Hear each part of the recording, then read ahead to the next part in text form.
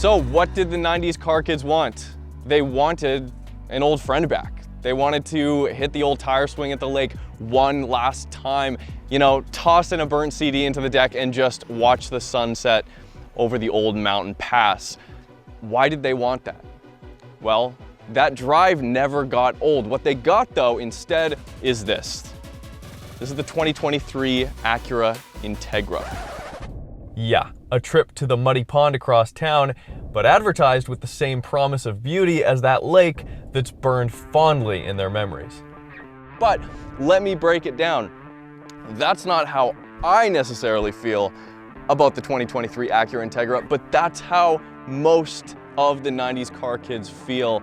And Acura, Honda, I had to try and put you in their shoes for just a moment. So let's go for a drive.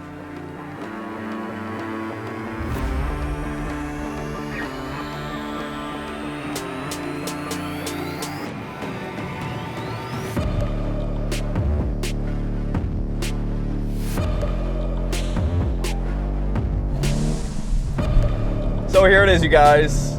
Yeah, the car you've been waiting for a very long time. The 2023 Acura Integra. It's back. The Integra's back, okay? The Supra started it.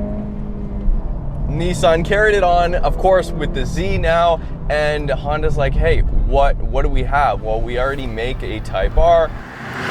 What was cool, just like the Type-R? Well, of course, the Integra, which was obviously brought to the road with a Type-R name plate as well.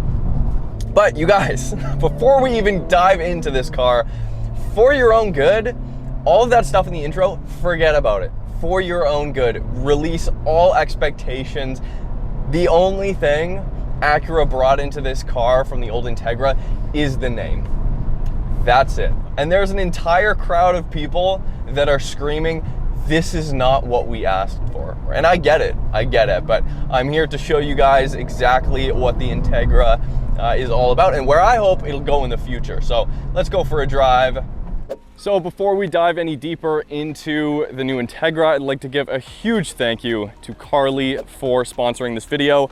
We're going to try out their OBD reader on another Honda that's a little bit more inconspicuous. This is a 2007 Honda Crossroad, freshly imported by my buddy Martin from Japan, sight unseen, so it's probably best we check under the hood and see what we can find. We're gonna do that, of course, by plugging in the Carly OBD reader into the OBD port, and it will send all the information wirelessly right to my phone, and we can check a bunch of things. So let's go do that, and hopefully we can give Martin some good news.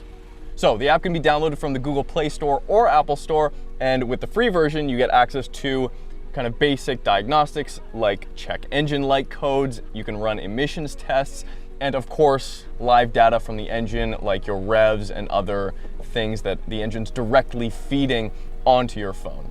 With the full yearly subscription, however, you're able to unlock a bunch of additional features that we're going to get into. Of course, I've done that already, so all we have left to do is plug in the Carly OBD reader into Martin's Crossroad so we can give him a rundown on his new car. Okay, so let's start by running health diagnostics to determine the health of the vehicle. This will, as we're seeing now, dive that one layer deeper into the manufacturer's codes, what they mean, and even tips on how to fix them. Now, these are the codes that are like one layer deeper, and they might not actually show up as a light on your dash, but Carly gives you the ability to read them. Okay, smart vehicle monitor, health status good. Well, Martin, you didn't bring in a lemon. That's good. Carly's also helping you out down the road, giving you any potential symptoms that those codes might have on your car if you don't pay attention to them and do something about them right now. And of course, hopefully this will save you money and headaches through the life of the car that you own. And hey, who knows, maybe you're one of those who has an entire collection that you have to take care of, keep healthy and on the road without going to see your mechanic twice a week. Okay, so if you want to learn more about the Carly OBD reader and the app, we put a link in the description and as a pinned comment. Thank you once again so much, Carly, for sponsoring this video. Let's get back in the Integra. You've of course, seen videos by now of the unveiling, the actual unveiling when it came out on stage, to literal crickets. No one made a sound, and then whoever was actually introducing the car had to initiate the clap, and then the crowd was like, "Oh yeah, this is a new car." No, it's not just a rebadged Civic Si, which in fact, of course, it most definitely is. So under the hood, 1.5 liter turbocharged inline 4, so incredibly small displacement engine. It is turbocharged. It does have VTEC on the exhaust side. We'll go into sport mode, which the Civic Si also has these drive modes, but what the Civic Si does not have is adaptive suspension. So right off the get-go, aside from the looks department, the badge, a few materials, it does get adaptive suspension. So when I put it in sport mode here, it firms up the variable ratio electronic power steering.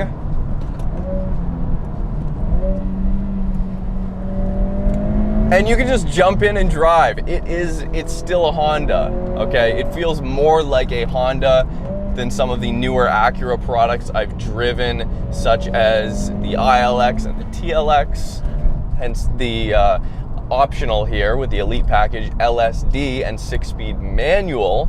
And with the Civic Si as standard, you do get the helical LSD in the front. Whereas here in the Integra, you have to work your way up to the manual. All of the, and I don't think a lot of people actually know this, but all of the base model and sub A-Spec Elite models, they all have CVTs, which maybe is good. They're just kind of segmenting all of us enthusiast, sports car loving people into their own kind of lane and being like, hey, no, you have to go up and get not only the A-Spec model of this car, which adds wider tires from 215s to 235s. It adds a few other external design cues, such as larger and different wheels, going from a 17-inch to an 18-inch wheel. It gets LED fog lights, you get heated rear seats, and a few other things. With the A-Spec as well, you get the 9-inch touchscreen monitor here, which is very welcome. You have to get the A-Spec Elite package, and in the States, the A-Spec with the Tech package, to option the 6-speed manual. So, you know, in principle, I really hate that, but it's absolutely worth it here. I would not buy this car with a CVT. I think the only Integra you should consider is the top tier model with the manual transmission. Great shifter feel. I've said it once and I'll say it a million times again. Honda knows how to make a great shifter, and this is no exception. There is way too much rev hang, but of course it does have the rev match feature, so it just will completely embarrass you and show you exactly, you know, why do you need the art of heel toe shifting? Well, I'll tell you why, Acura. It's the same reason why we all wanted a 2-door, powerful, lightweight, and fun Integra. And yeah, you delivered on a few of the promises. It has a manual, it has an LSD, but it has too many doors. You guys, I know. The original Integra came in 4-door. The original DC2 Integra Type-R was available as a 4-door. I know that.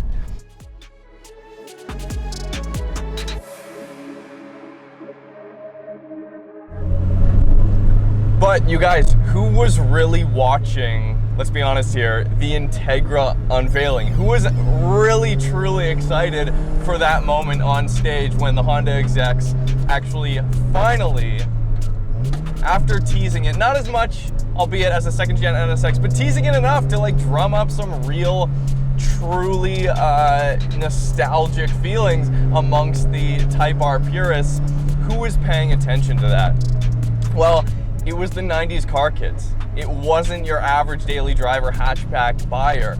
And what did the 90s car kids want? I'll tell you what they didn't want, okay? More doors.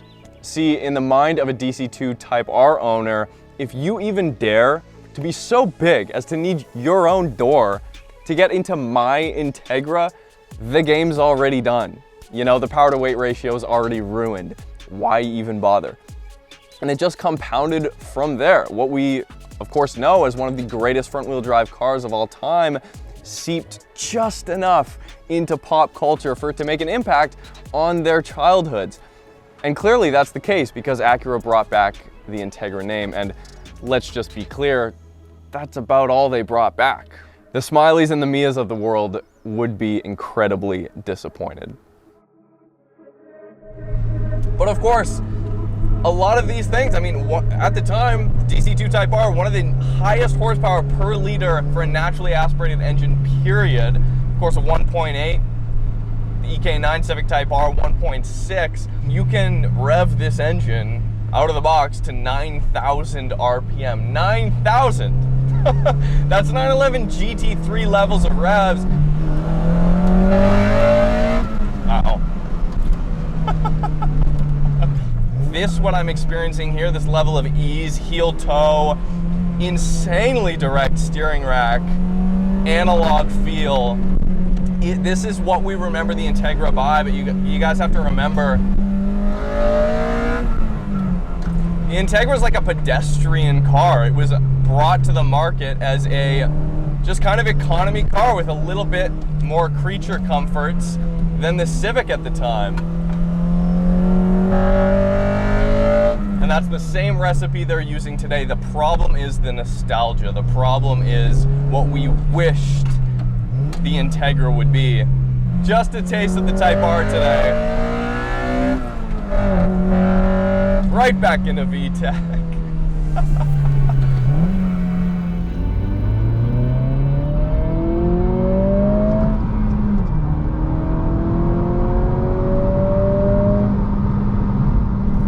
I can absolutely feel a VTEC kick at 5,500. There's a VTEC kick there. Of course, like I said, it's only on the exhaust side.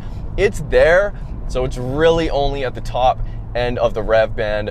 At the top end, it doesn't sound bad. Now, is it fast? If I can look at you and take my hands off the wheel at full throttle, casually look at redline and shift, it's not a fast car, nor was it really meant to be. It's a blast to drive. It is truly incredibly good to drive.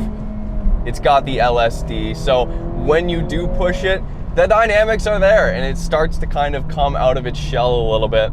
There's definitely enough torque there. And in sport mode, steering sharpens up. It is a variable ratio rack here, so steering does sharpen up a little bit. The dampers are, I've been actually incredibly surprised with how manageable the dampers are. This is one of the only cars in 2022 that has adaptive suspension that I feel comfortable, physically comfortable, where my back does not complain if I drive around for an entire day in sport mode. But the main thing you get out of the Integra, of course, is the fact that it's a hatchback. It's cool. That just inherently makes it more cool over a sedan.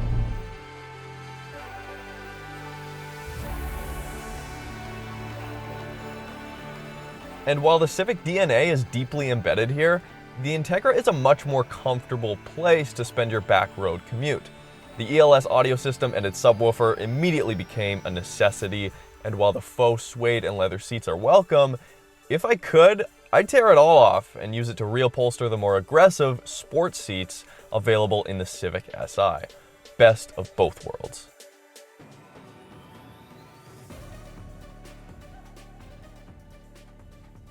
I think the rear end of this car looks absolutely better than the Civic Si. It's a lot closer to the Civic hatch, but I was taking photos down at the beach the other day, and there were a couple people that came up to the car and were interested in it. They asked how much it was. In the week I've been driving this car, I've got zero attention other than that from the people that I would have expected to get attention from. I was actually driving next to a turbocharged EG Civic Coupe the other day. He didn't notice it. Nope. You know, I was driving by a Skyline as well.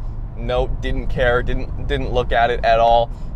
It's not capturing the audience that I thought an Integra rebirth would have captured. So with that being said, what do I hope from the Integra going forward? This is my dream Integra, you guys, okay? I'm gonna tell you what my dream Integra is, what they should have done, and what they could still do, and you guys tell me if you agree, okay? So take the Integra, dump the rear two doors, chuck them aside, nobody wants them. Like I said, power to weight ratio is paramount, and stuff under the hood, yes, of course. The Type-R engine, the K20C, please. And you could make that the Type S flagship instead of the TLX Type S. It's a great car. That's the thing, you guys. We'll finish off with that. It's a great car as just a car, and that's what you have to think of it as. That looks good, that has a bunch of space, great materials, and amazing shifting feel.